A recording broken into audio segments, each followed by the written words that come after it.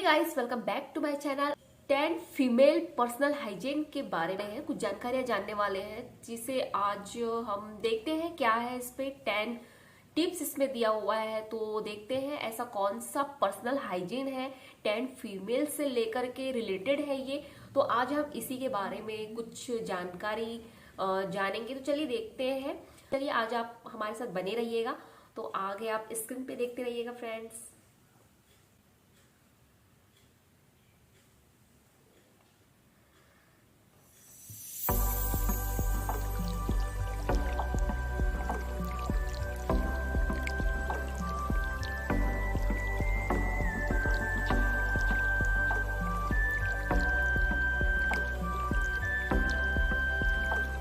Everyone, welcome back to my YouTube channel. This side Priya Singh. So guys, आजकल mainly लोग का focus होता है एक्सटर्नल ब्यूटी पे एंड लोग इंटरनल ब्यूटी पे बिल्कुल ध्यान नहीं देते हैं। लेकिन आपका जो बेस होता है फॉर अट्रैक्टिव पर्सनालिटी, आपका जो मेन रूट्स होता है, that is your personal hygiene. So that's Y दूर से किसी को देख के जज कर लेना कि वो कितना अच्छा दिख रहा है, बट पास जब वो आता है तो आपको वो इतनी प्रॉब्लम क्रिएट करता है। You know what I mean.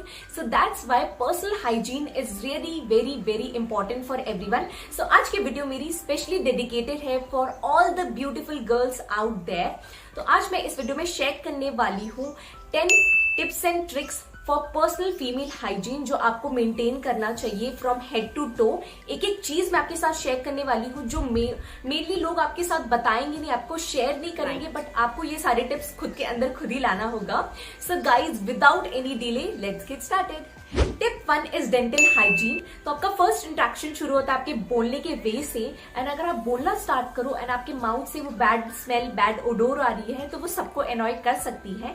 सो अगर आपको प्रॉब्लम है बैड ओडोर की, बैड स्मेल की आपके माउथ से, दैट मीन्स आप अपने टंग को क्लीन प्रॉपरली नहीं कर रहे हो। तो आपने नोटिस किया होगा कि आपके टंग में एक व्हाइटिश सी हल्की सी लेयर आ जाती है, वो बैक्टीरिया का बिल्डअप होता है। एंड अगर आप उसे प्रॉपरली एवरीडे बेसिस पे रिमूव नहीं करोगे तो इसकी वजह से बैड ओडोर तो आती रहेगी ना। तो इसके लिए रैदर आप कोई माउथ फ्रेशनर में या फिर तो माउथ वॉश में इन्वेस्ट करने से अच्छा है 10 रुपीज का टंग क्लीनर ले लो एंड उससे आप ब्रशिंग के बाद प्रॉपरली अच्छी तरीके से वो व्हाइटिश लेयर को रिमूव करो।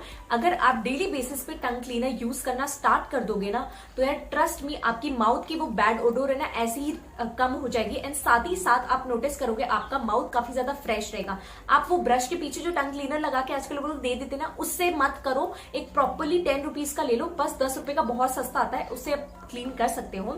सेकेंड थिंग, आपका टीथ व्हाइटनिंग बहुत ज्यादा इंपॉर्टेंट है। इसके लिए आप दिन में 2 बार ब्रश करो, मॉर्निंग टाइम में एंड रात में सोने से पहले, एंड साथ ही साथ खाना खाने के बाद या फिर कुछ भी खाने के बाद कुल्ला करो। Second tip is years clean. अब ये इतना ज्यादा इंपॉर्टेंट है जितना आप सोच भी नहीं सकते हो, क्योंकि ये हम लोग तो देख नहीं सकते अपनी ईयर्स को, बट दूसरे लोग तो देख सकते हैं ना यार। उसकी क्लीनिंग तो उतनी ही ज्यादा इंपॉर्टेंट है जितनी आपके फेस की क्लीनिंग है।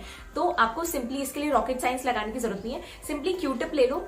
आपको क्यूटिप से अपने इनसाइड द ईयर्स अच्छी तरीके से क्लीन करना है, बहुत ही लाइट हैंड से। आपको ये नहीं करना है कि पूरा पोक कर लेना है अपने ईयर्स को, हल्के हल्के हाथों से ईयर्स में हल्का हल्का रब करते हुए जितनी भी अंदर गंदगी है उसे रिमूव कर लेना है एंड उसे सिंपली गीले कपड़े से पोंछ लेना है।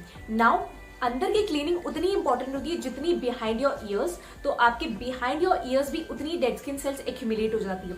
तो आप क्या करो, जब भी आप नहा कर आते हो ना, तो उस टाइम आपकी बॉडी बहुत ज्यादा डैम्प रहती है, तो आप गीले टॉवल से या फिर अपने वॉश क्लॉथ से ही हल्का हल्का अपने कानों के पीछे रब करोगे ना, तो आप नोटिस करोगे हल्की हल्की सी डेड स्किन सेल्स निकलेगी, वो काली सी लेयर निकलेगी एंड आप समझ ही नहीं पाओगे कि ये लेयर एक्यूमुलेट कैसे हो जाती है, कितनी क्लीन होने लग जाएगी। एंड आपको खुद इतना अच्छा लगेगा कि यार हम लोग इतना सारा डेड स्किन सेल्स अपने ईयर्स में लेके घूम रहे हैं। Third tip is breast size. तो मुझे बहुत सारी गर्ल्स डीएम करके बोलती हैं कि दी हम बिल्कुल भी कंफर्टेबल एंड कॉन्फिडेंट फील नहीं करते हैं विद आवर ब्रेस्ट साइज।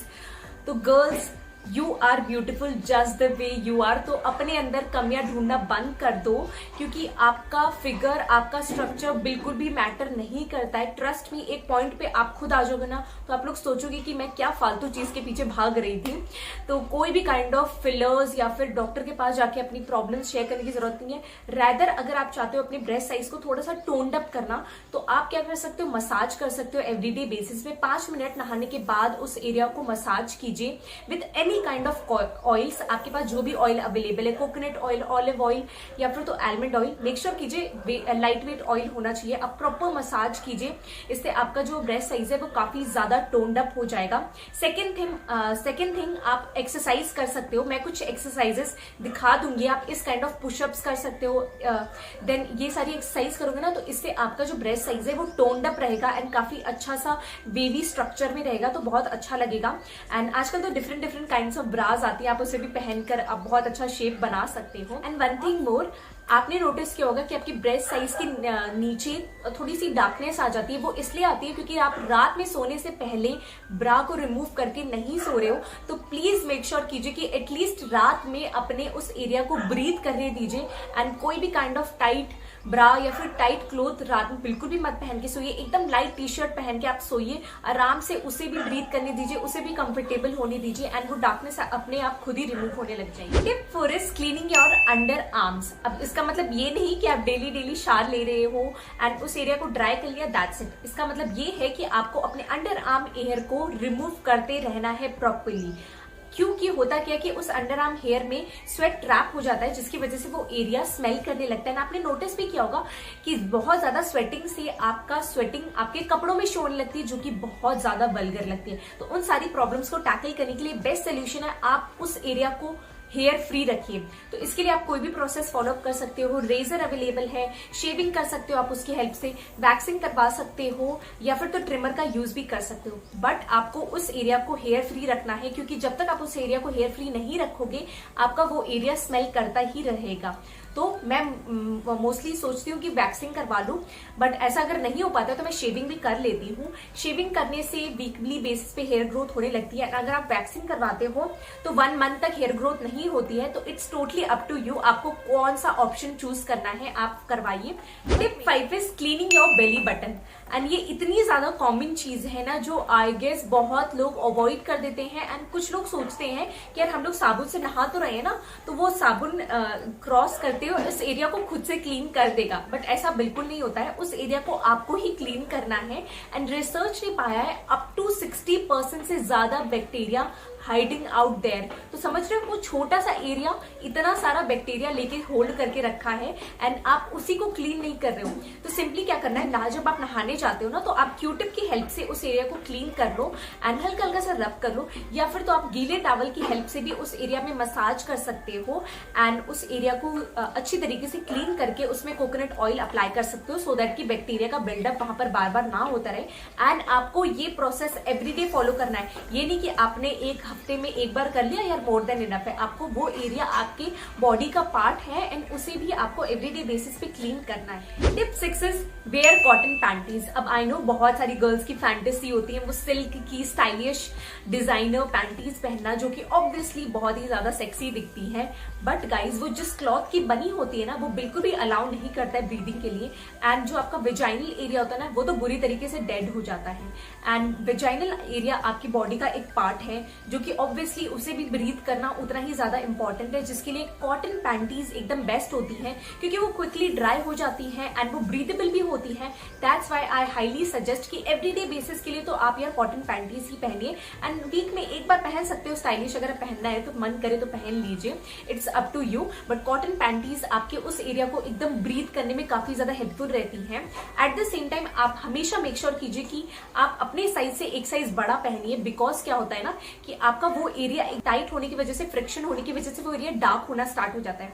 तो अगर आप नहीं चाहते हो कि डार्कनेस हो तो एक साइज बढ़ा लीजिए। कि आप अपनी पैंटीज को वॉश कीजिए with the help of Dettol. आपको डेटॉल लेना है, ढक्कन ले लो एंड उसके अंदर पानी में डाल के थोड़ी देर के लिए अपनी पैंटी को छोड़ दो, 5 मिनट बाद वॉश कर लो। इससे क्या होगा कि आपका जो पैंटी है वो क्लीन रहेगा and bacteria free. Tip 7 is bikini area hair removal. तो वैसे तो नेचुरली जो बिकनी हेयर होते हैं वो आपके वेजाइनल को प्रोटेक्ट करके रखते हैं and it's totally up to you, ये आपका चॉइस होना चाहिए कि आपको उसे रिमूव करना है या फिर नहीं करना है। बट मैं अपने पर्सनल एक्सपीरियंस से बताऊं तो मैं हमेशा उस एरिया को हेयर फ्री रखती हूँ। रीजन बिहाइंड दिस कि क्या होता है ना कि जब पीरियड्स होते हैं आपको या फिर नॉर्मल डेज पे भी आपके जो हेयर होते हैं बिकनी हेयर, उसमें ना स्वेट एंड स्मेल ट्रैप हो जाता है, जिसकी वजह से आपको उस एरिया में इचनेस स्टार्ट होने लगती है, इनग्रोन हेयर की प्रॉब्लम होने लगती है एंड रैशेस की भी प्रॉब्लम होने लगती है।